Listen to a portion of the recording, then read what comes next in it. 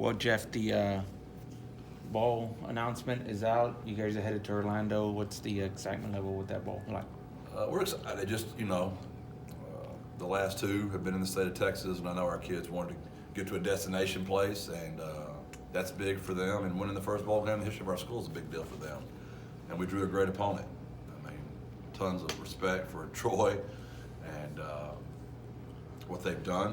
I mean, arguably could make the point that they're the best G5 team with their schedule, strength of schedule, and their winning streak, and lost on a Hail Mary to App State, and lost to a really good Ole Miss team that they played tough when the season started. So we're excited. Can't wait. What are your familiarity with them or what they do, Troy? Only because Coach Summerall called me this summer and hired one of my good friends, Joe Craddock, as the offensive coordinator, and just wanted a reference on Joe. And I'd worked with Joe at SMU and at Arkansas, and he was at he was at UAB as well. And so I got to know John a little bit through that, and helped him with Joe, and I'm glad that's worked out for both those guys because they're two guys that are good for the business. What are your thoughts on being the second bowl played on that first day of bowl season? Would you rather have played later in the bowls, or are you happy with being day one? Because of our health, I would much rather it had been later. Mm-hmm. Because of the destination and the team, which I have so much respect for. Mm-hmm. And our kids will get to have Christmas at home. There's some advantages both ways. Mm-hmm. And again, we drew a top 25 team. We had Louisiana Lafayette our first year. Then we had last year with that debacle of us trying to get there and play through COVID and our injuries and grades. And now we draw Troy. So three great teams in 3 straight years. Jeff, the college football playoff rankings just came out. You guys are number 25 this week. What does that mean to the program? Again, it's good for us. It's good for national publicity. It's just good for recruiting. It's good for boosters to be excited. We've got a long ways to go here, and we want to get there now. And we have to expedite our learning curve. And from paying assistant coaches to NIL money to facilities, we've got to get some stuff done. I know how much everybody's enjoying this, and I am too. But this stuff just gets harder in the competition, and people are coming for our coaches, people are coming for our players, and we got to do our best to hold on to our players and our coaches. And it's going to take an investment by a lot of people. And I understand that's not for everybody. I understand that makes people mad. But if it makes you mad, then that's fine. Then that's okay. Just the people that aren't mad and the people that want help. We need help. Because this is a lot of fun, and this is a special place, and it's good for UTSA. It's good for San Antonio. It's good for kids. So your investment is a well-spent investment. Is it meaningful to be in a matchup of two conference champions? Does that add something to this game? Might be the only one in the bowl season.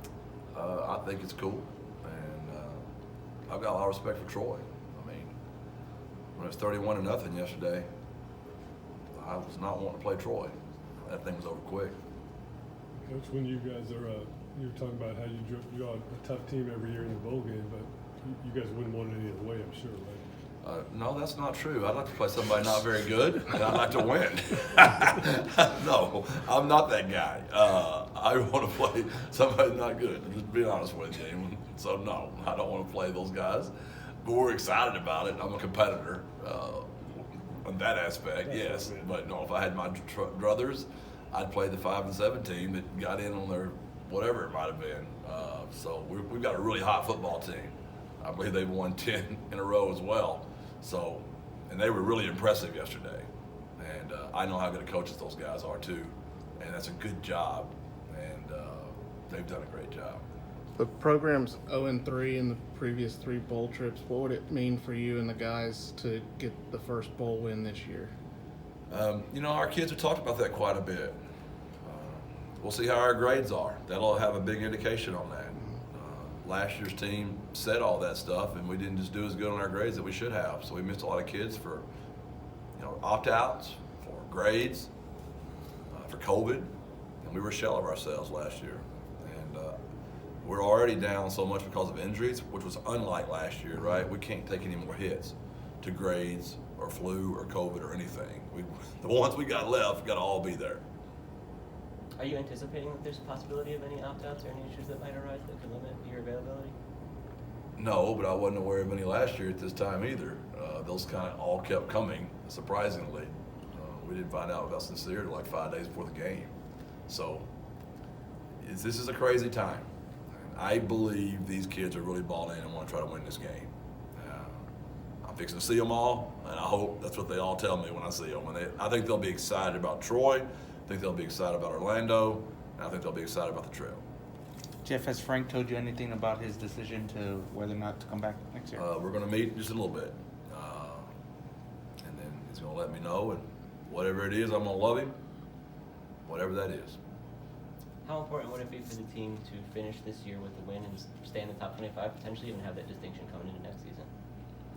I think all that's good. I mean, it's exciting. It really is. But one great team's going to lose. We just hope it's not us, right? Somebody's 10-game winning streak is going to stop. We just hope it's not us. All right, Jeff. Thank you. Appreciate it.